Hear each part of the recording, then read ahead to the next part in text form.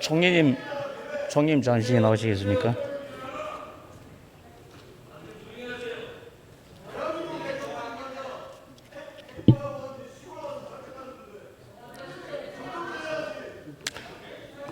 예, 총리님 어제 김해 신공항 재검증 결과가 아마 9월쯤 나올 거다 이렇게 말씀을 하시면서 추가로 좀 들여다볼 내용이 있다 이렇게 말씀하셨는데 추가로 들여다볼 내용이 뭐가 있습니까?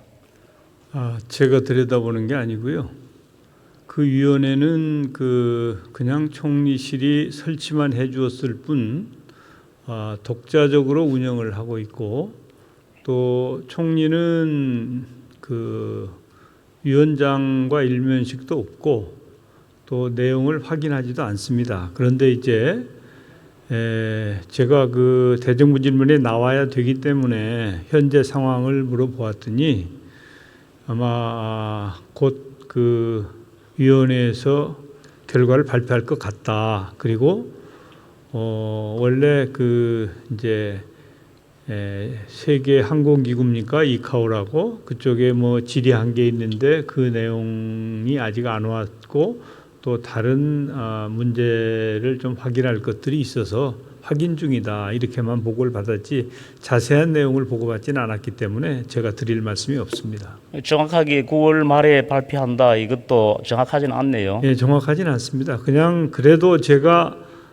대정부 질문에 나오면서 그것은 부산 지역의 관심 사항이기 때문에 전혀 모르고 나오는 것은 좀 도리가 아닌 것 같아서 조금 물어봤을 뿐 실제로 그 위원회를 총리는 전혀 관여하지 않습니다.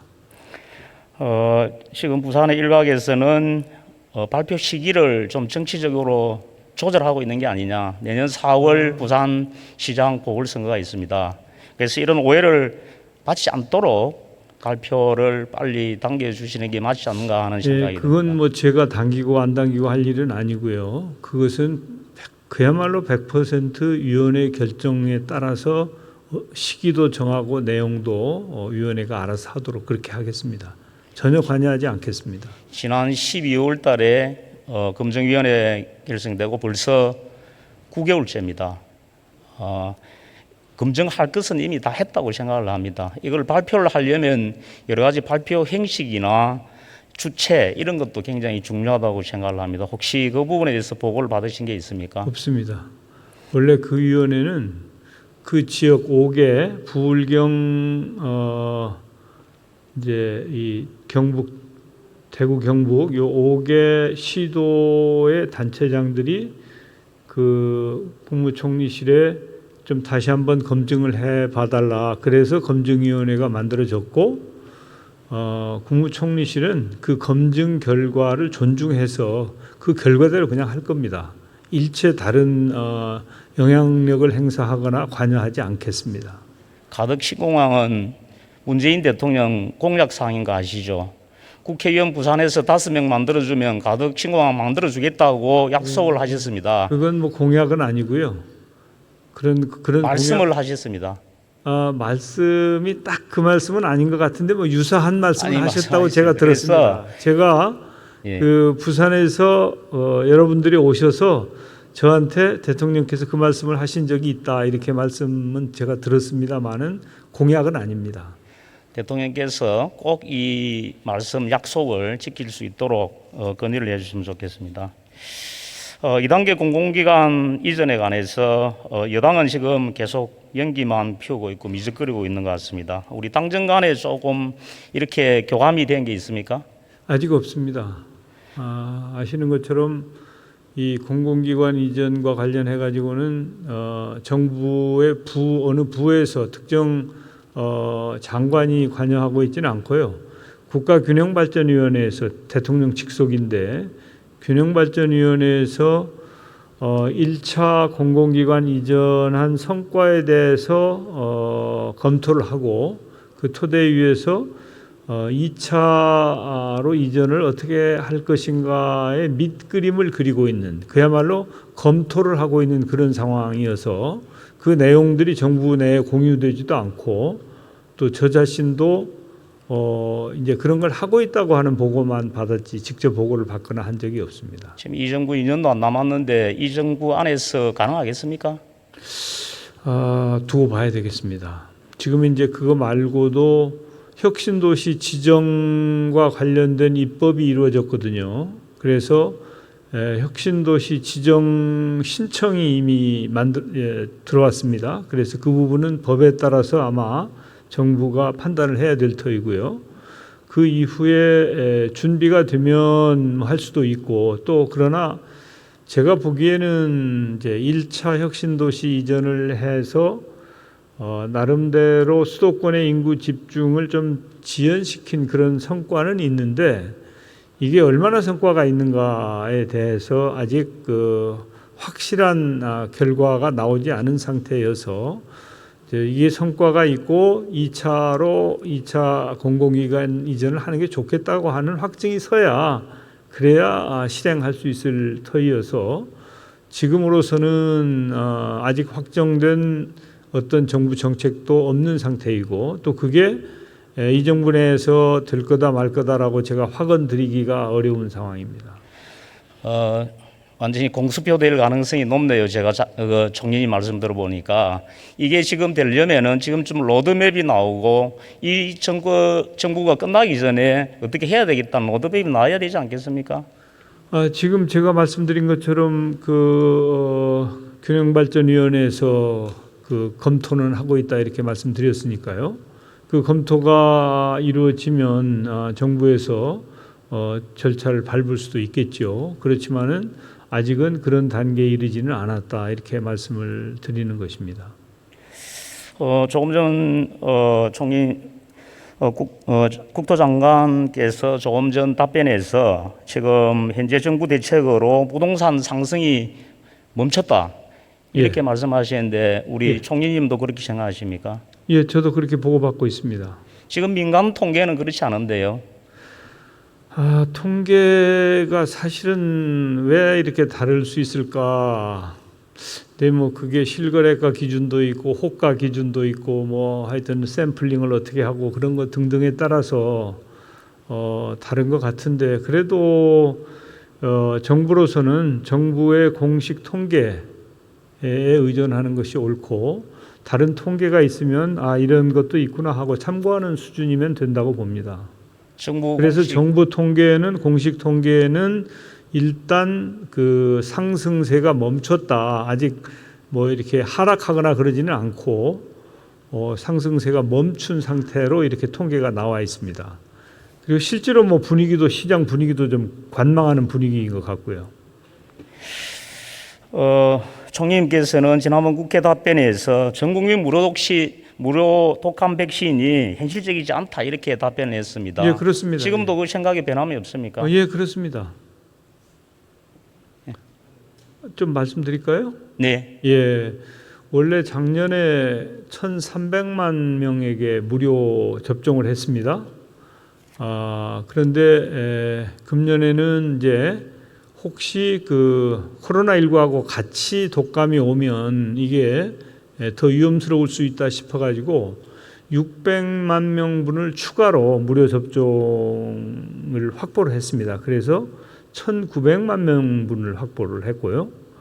그리고 이제 또 민간에서도 접종을 합니다. 이게 정부에서 확보해서 접종하는 것은 무료 접종이고요.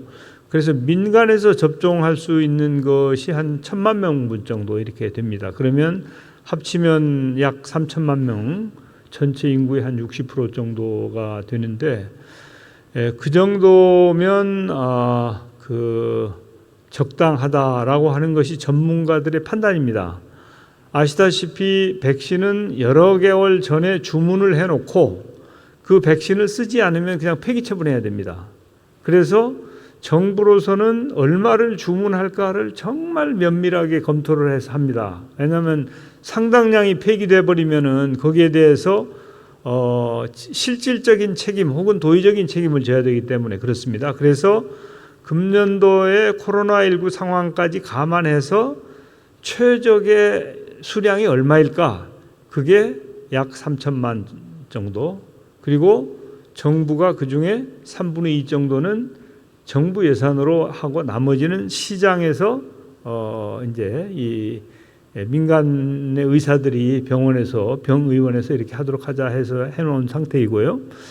그거면은 괜찮을 것이다 이렇게 보고 있는데, 그러나 그럼에도 불구하고 또 독감 환자가 많이 생길 수도 있죠. 그런 경우에는 코로나19는 즉효약이 없어서, 좋은 약이 없어서 굉장히 우리가 고전하고 있는데, 독감은 좋은 약이 있습니다.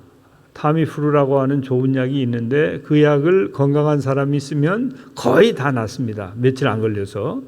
그 약을 1,100만 명분을 확보하고 있습니다. 그렇기 때문에 백신과 이 치료약이면 금년 겨울에 독감은 큰 걱정 안 해도 될 것이다 이렇게 판단하고 있어서 현재 추가로 확보할래야 확보할 수도 없고, 그 확보하려면 몇 달 전에 선 구매를 해야 되니까요.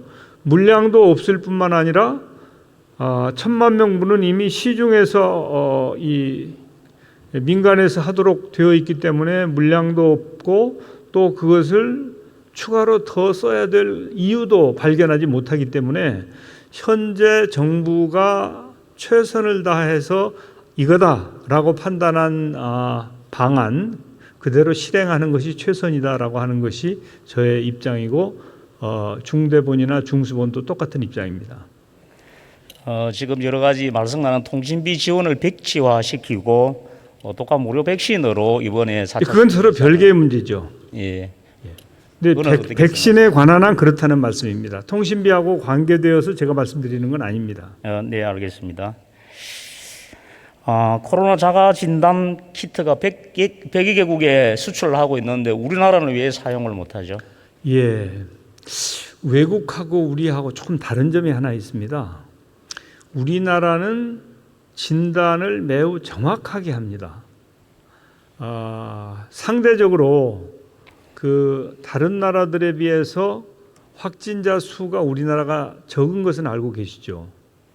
우리나라가 상대적으로 적습니다. 많긴 많지만. 그래서 그 적은 숫자를 우리나라는 모두 검사를 하는데 그게 부정확한 검사, 그러니까 지금 PCR 검사라고 하는 것은 95% 정도의 정확도가 있는 반면에 다른 항체 검사는 경우에 따라서는 60% 이하도 되고 뭐 70% 이렇게 정확도가 올라간다고 합니다만은 PCR 검사에 비해서는 현저하게 정확도가 떨어집니다.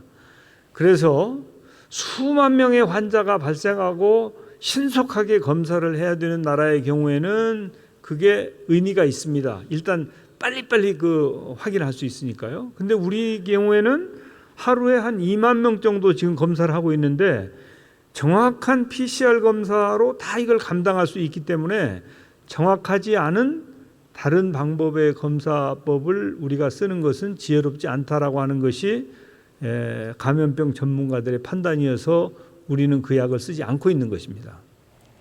네, 답변 감사합니다. 들어가시죠. 예.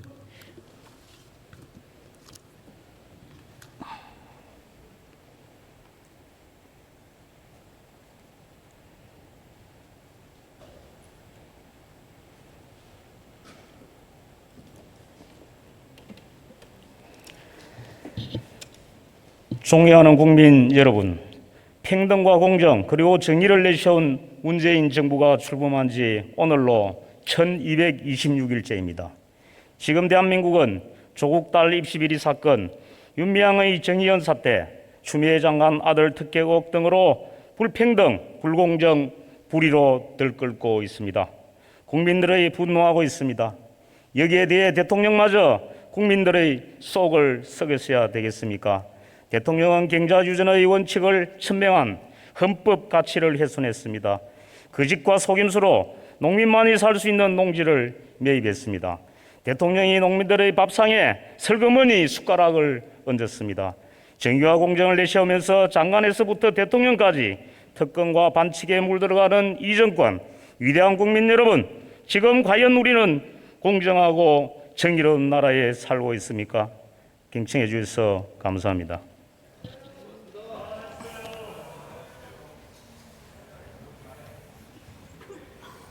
예.